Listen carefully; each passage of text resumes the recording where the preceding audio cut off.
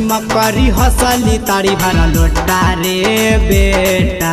चालू है मकरी हसली तारी भरा लोटा रे बेटा। धन जइया के बहिनी में डाल दे सोटा रे बेटा। तोरा मोया बांधे डाल दे सोटा रे बेटा।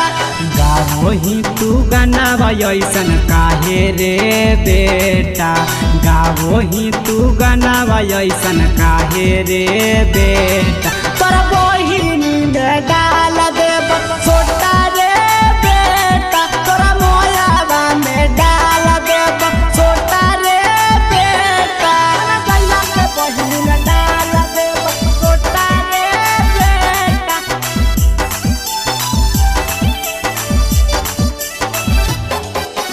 जइया के बहिनी में डाल दे सोटा रे बेटा।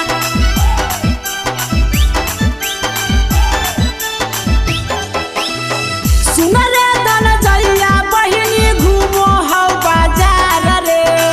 बसिया के छौड़ा साथे करो हा कौ प्यार रे।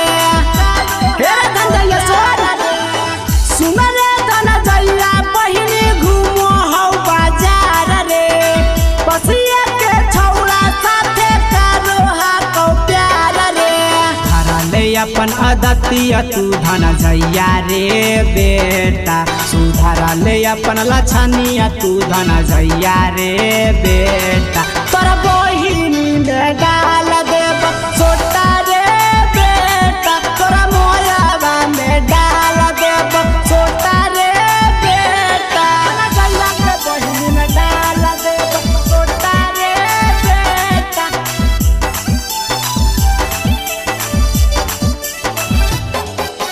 जइया के बहिनी में डाल दे सोटा रे बेटा।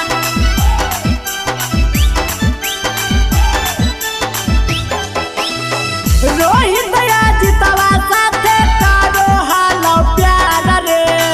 रंजित साथी सवा साथे घूमो हालो बाजार रे। सुन रे धंजैया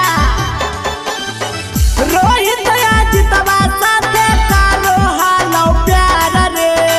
मनटू पंकजवा साथे घूमो हालो बाजार रे। कबारा बहिन से करा दे अपन सेटा। अरे कबार धन जइया के बहिन से हो जैते अब सेटा। तोरा बहिनी में डाल दे सोटा